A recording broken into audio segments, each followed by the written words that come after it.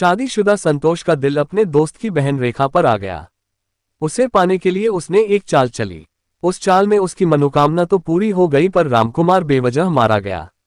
सुबह के करीब 10:30 बजे रायबरेली के पुलिस अधीक्षक राजेश पांडे जैसे ही अपने कार्यालय के सामने गाड़ी से उतरे, बूढ़ा चंद्रपाल यादव अपनी पत्नी जनका दुलारी के साथ उनके सामने हाथ जोड़कर खड़ा हो गया। उनके चेहरों से ही लग रहा था कि उन पर कोई भारी विपत्ति आई है। चंद्रपाल ने कांपते स्वर में कहा, साहब, पिछले 1 महीने से हमारा जवान बेटा रामकुमार लापता है। हमने उसे बहुत ढूंढा, थाने में गुमशुदगी भी दर्ज कराए, लेकिन कुछ पता नहीं चला। हर तरफ से निराश होकर अब आपके पास आया हूं। बात पूरी होते ही पति पत्नी फफक कर रोने लगे। पुलिस अधीक्षक राजेश पांडे ने चंद्रपाल का हाथ थामकर सांत्वना देते हुए कहा, आप अंदर आइए, हमसे जो हो सकेगा हम आपकी मदद करेंगे। एसपी साहब ने वहां खड़े संतरी को उन्हें अंदर लेकर आने का इशारा किया। साहब का इशारा पाते ही एक सिपाही दोनों को अंदर ले गया। पांडेय जी ने दोनों को प्यार और सम्मान के साथ बैठाकर उनकी पूरी बात सुनी। चंद्रपाल यादव उत्तर प्रदेश के जिला रायबरेली, थाना भदोखर के गांव बेलहिया का रहने वाला था। वैसे तो इस गांव में सभी जाति के लोग रहते हैं, लेकिन यादवों की संख्या कुछ ज्यादा है। गांव के ज्यादातर लोगों की रोजी रोटी खेती किसानी पर निर्भर है। चंद्रपाल के परिवार में पत्नी जनका दुलारी के अलावा 2 बेटे थे, श्याम कुमार तथा राम कुमार, और एक बेटी थी श्यामा। श्याम कुमार और श्यामा की शादी हो चुकी थी। श्यामा अपनी ससुराल में रहती थी, जबकि श्याम कुमार अपने परिवार के साथ मां बाप से अलग रहता था। एक तरह से राम कुमार ही मां बाप के बुढ़ापे का सहारा था। 14 जनवरी 2013 की रात राम कुमार खा पी कर घर में सोया था, लेकिन सुबह को वो गायब मिला। 15 जनवरी की सुबह से ही चंद्रपाल ने 23 वर्षीय राम कुमार की तलाश शुरू कर दी, लेकिन काफी खोजबीन के बाद भी उसके बारे में कुछ पता नहीं चला। कोई रास्ता न देख चंद्रपाल ने थाना भदोखर में उसकी गुमशुदगी दर्ज करा दी। पुलिस ने 2-4 दिन इधर उधर देखा, उसके बाद वह भी शांत होकर बैठ गई। धीरे धीरे महीना भर से ज्यादा बीत गया। जब रामकुमार का कुछ पता नहीं चला तो गांव वालों ने चंद्रपाल को शहर जाकर कप्तान साहब से मिलने की सलाह दी। इसी के बाद चंद्रपाल पत्नी के साथ पुलिस अधीक्षक राजेश पांडे से मिलने आया था। एसपी साहब ने उसे सांत्वना देते हुए कहा था कि वे लोग परेशान न हो, वह जल्द से जल्द उनके बेटे के बारे में पता लगवाने की कोशिश करेंगे। पुलिस अधीक्षक के इस आश्वासन पर चंद्रपाल और उसकी पत्नी जनका दुलारी को काफी राहत महसूस हुई। इसके बाद पुलिस ने नए सिरे से छानबीन शुरू की। पुलिस अधीक्षक राजेश पांडे के निर्देश पर थाना भदोखर पुलिस क्राइम ब्रांच और सर्विलांस सेल सभी सक्रिय हो गए। उन दिनों थाना भदोखर के थाना प्रभारी आर.पी. रावत थे। वह अपनी पुलिस टीम के साथ रामकुमार की खोज में लग गए। ये देखकर पुलिस से नाउम्मीद हो चुके चंद्रपाल को लगा कि शायद अब उनके बेटे के बारे में पता चल जाएगा, लेकिन पुलिस की तत्परता के बावजूद दिन पर दिन बीतते जा रहे थे। रामकुमार का कहीं कोई पता नहीं चल पा रहा था। धीरे धीरे पुलिस ने लाख युक्ति लगाई, लेकिन कोई भी युक्ति काम नहीं आई। गांव वालों की ही नहीं, पुलिस की भी समझ में नहीं आ रहा था कि रामकुमार को जमीन खा गई या आसमान निगल गया। रामकुमार के पता न चल पाने से पुलिस अधीक्षक भी हैरान थे। उनकी भी समझ में नहीं आ रहा था कि आखिर उसके बारे में पता क्यों नहीं चल रहा है। गांव में उसकी किसी से कोई दुश्मनी भी नहीं थी। गांव वालों के अनुसार वह अपने काम से काम रखने वाला लड़का था। उसकी शादी भी नहीं हुई थी। उसका चाल चरित्र भी ऐसा नहीं था कि उस बारे में कुछ ऐसा वैसा सोचा जाता। हर कोई रामकुमार को लेकर परेशान था कि उसी बीच कुछ ऐसा हुआ कि रामकुमार के लापता होने का रहस्य अपने आप खुल गया। 26 जुलाई की रात इतनी ज्यादा बारिश हुई कि बेलहिया गांव में पानी ही पानी भर गया। चंद्रपाल के घर में भी पानी भर गया था। घर का पानी निकालने के लिए चंद्रपाल नाली बना रहा था तो जनका दुलारी ने कहा, रामू के बप्पा, रामू के कमरे में भी पानी भर गया है, उसमें रखा तख्त सरका देते तो मैं वहां का पानी भी बाहर निकाल देती। रामकुमार का अपना अलग कमरा था। जब से वह गायब हुआ था, जनका दुलारी उस कमरे में कम ही जाती थी, क्योंकि उसमें रामकुमार का सारा सामान रखा था, जिसे देखकर उसे बेटे की याद आ जाती थी। इसी वजह से चंद्रपाल का भी उस कमरे में जाने का मन नहीं करता था। इसलिए उसने टालने वाले अंदाज में कहा, ऐसे ही काम चल जाए तो चला लो, मेरा उस कमरे में जाने का मन नहीं करता। मन तो मेरा भी नहीं करता, लेकिन कच्ची दीवार है, पानी भरा रहेगा तो दीवारें गिर सकती हैं। चंद्रपाल तख्त हटाने के लिए कमरे में पहुंचा तो उसने देखा तख्त के नीचे की मिट्टी अंदर धंसी हुई है। वहां गड्ढा सा बना हुआ था। उस गड्ढे को देखकर चंद्रपाल को हैरानी हुई, क्योंकि वह कोठरी काफी पुरानी थी। उसकी जमीन काफी मजबूत थी। उसमें इस तरह का गड्ढा खुद ब खुद नहीं हो सकता था। बहरहाल उसने जैसे ही तख्त हटवाया, उसे जो दिखाई दिया उससे उसकी आंखें खुली की खुली रह गईं। गड्ढे की धंसी हुई मिट्टी में सड़ागला एक इंसानी हाथ दिखाई दे रहा था। चंद्रपाल ने जल्दी जल्दी हाथों से मिट्टी हटानी शुरू की तो थोड़ी ही देर में उसके बेटे रामकुमार की लाश निकल आई। रामकुमार की लाश निकलते ही चंद्रपाल बदहवास सा चिल्लाने लगा।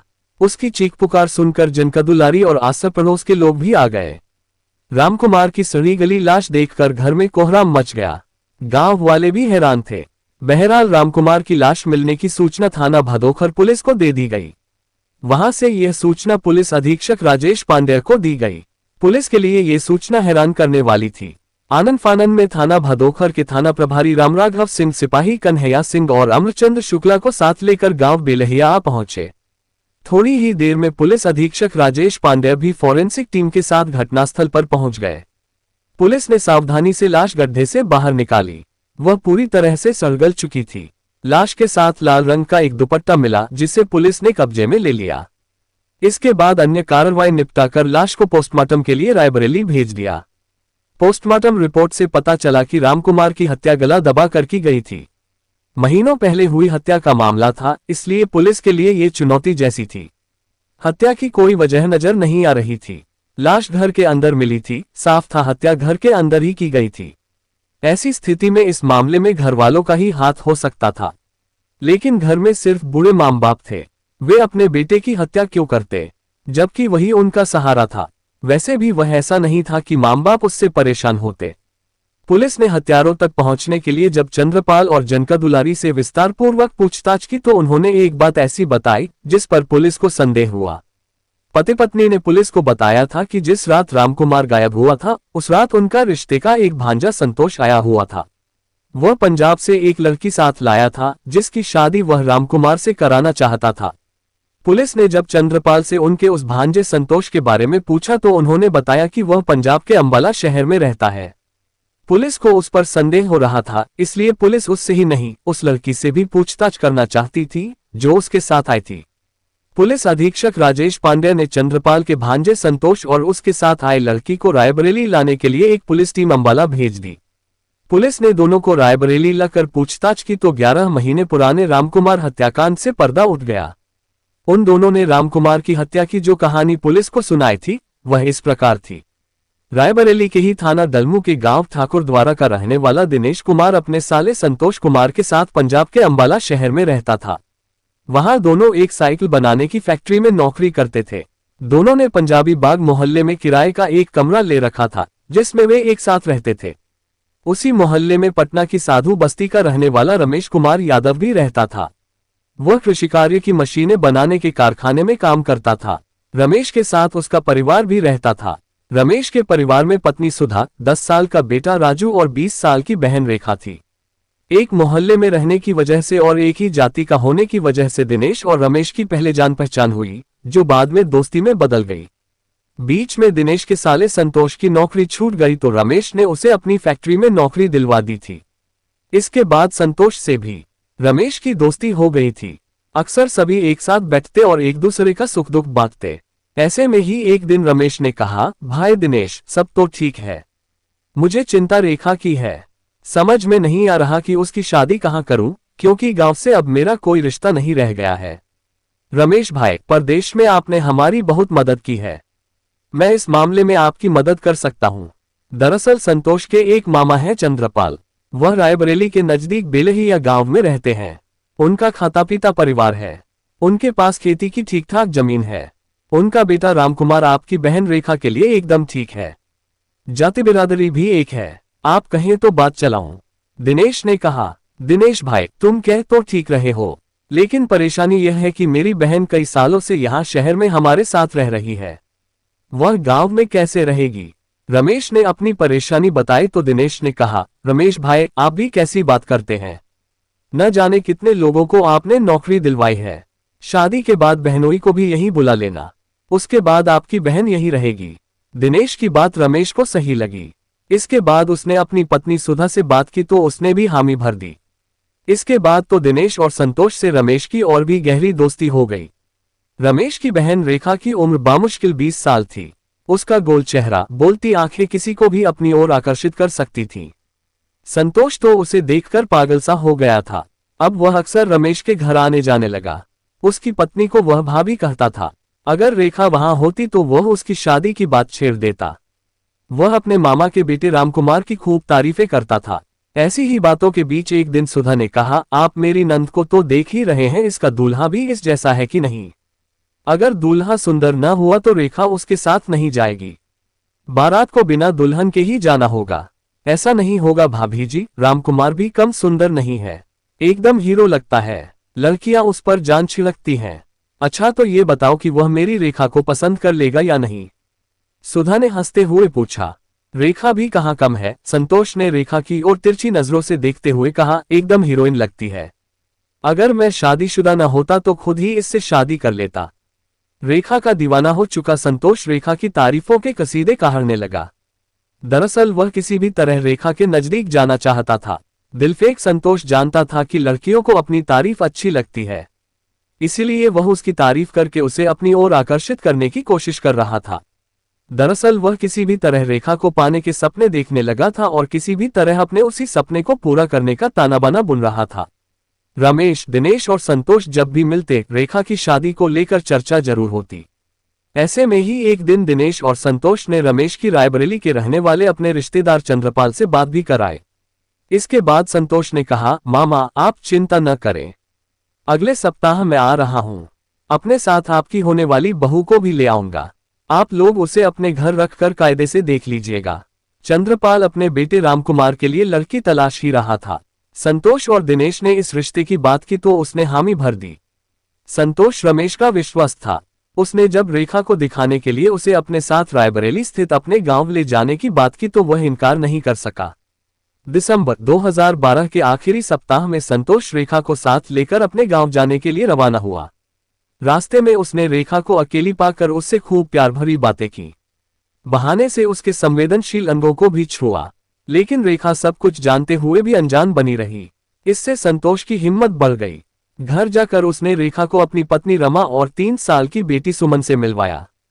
संतोष ने रमा को बताया कि रेखा को वह बेलहिया के रहने वाले मामा के बेटे रामकुमार से शादी कराने के लिए लाया है। रमा को इसमें क्या परेशानी हो सकती थी। उसने रेखा की खूब आवभगत की, लेकिन घर में रहते हुए रेखा और संतोष एक दूसरे से कुछ ज्यादा ही खुल गए। एक दिन मौका मिलने पर संतोष ने रेखा को बाहों में भर लिया। थोड़ी नानुकुर के बाद रेखा ने भी स्वयं को उसे समर्पित कर दिया। इसके बाद जब भी मौका मिलता संतोष और रेखा अपनी इच्छा पूरी करते। संतोष और रेखा मिलते तो थे सबकी नजरें बचाकर, लेकिन उनके हाव भाव से रमा को उन पर शक हो गया। इसकी एक वजह ये थी कि रमा को अपने पति की फितरत पता थी। उसने रेखा को अपने घर में रखने से मना किया तो संतोष ने उसे अपने मामा चंद्रपाल के यहाँ बेलहिया पहुंचा दिया। अपनी होने वाली ससुराल देखकर और होने वाले पति से मिलकर रेखा खुश थी। संतोष ने वहां पहुंचकर चंद्रपाल से कहा था, मामा तुम्हारी होने वाली बहू ले आया हूं, कुछ दिन रखकर देख लो। मैं 10 दिन बाद अंबाला जाऊंगा, तब इसे साथ ले जाऊंगा। चंद्रपाल ने रेखा को अपने घर में रख लिया। रामकुमार अपनी होने वाली पत्नी से बातचीत तो करता था, लेकिन संतोष की तरह कभी उसके नजदीक जाने की कोशिश नहीं की थी। वह सोचता था कि जो काम शादी के बाद होता है उसे शादी के बाद ही होना चाहिए। रेखा को मामा के यहाँ छोड़कर संतोष अपने घर तो लौट गया, लेकिन जल्दी ही उसे रेखा की याद सताने लगी। 2-3 दिन तो उसने किसी तरह बिताए, लेकिन जब उससे नहीं रहा गया तो वह मामा के घर आ गया। रेखा चंद्रपाल के यहाँ घर के अंदर वाले कमरे में लेटती थी, जबकि रामकुमार अपनी मां जनकदुलारी के साथ वाले कमरे में सोता था। संतोष के सोने की व्यवस्था रामकुमार वाले कमरे में की गई थी। रात में जब संतोष को लगा कि रामकुमार सो गया है तो वह चुपके से उठा और रेखा के कमरे में जा पहुंचा। रेखा ने उसे मना किया तो उसने कहा, यहाँ सभी घोड़े बेचकर सो रहे हैं, इसलिए चिंता करने की कोई जरूरत नहीं है। तुम्हें पता होना चाहिए कि इतनी दूर मैं सिर्फ तुमसे मिलने आया हूं। रेखा मान गई तो संतोष उसके साथ शारीरिक संबंध बनाने लगा। इसी बीच अचानक रामकुमार की आंख खुल गई तो उसे रेखा के कमरे में फुसफुसाने की आवाज सुनाई दी। उसने संतोष का बिस्तर टटोला तो वह गायब था। रामकुमार सारा माजरा समझ गया। वह उठकर सीधे रेखा के कमरे में जा पहुंचा। उसने वहां जो देखा उसे देखकर उसे गुस्सा तो बहुत आया, लेकिन उसने उस गुस्से को जब्त करके सिर्फ इतना ही कहा, तुम लोगों पर भरोसा करके मैंने शादी के लिए हामी भर दी थी, लेकिन ये सब देखकर मेरा इरादा बदल गया है।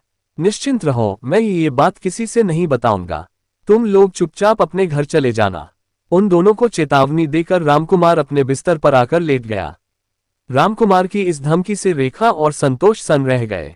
उनकी समझ में नहीं आ रहा था कि वे क्या करें। पल भर सोच विचार करके रेखा बोली, तुम शादीशुदा हो, इसलिए मैं तुम्हारे साथ नहीं रह सकती। चिंता की बात यह है कि अंबाला लौटकर हम भैया भाभी को क्या जवाब देंगे कि रामकुमार शादी क्यों नहीं करना चाहता। अगर रामकुमार ने यह बात सबको बता दी तो हम किसी को मुंह दिखाने लायक नहीं रहेंगे। सुनकर संतोष परेशान हो उठा।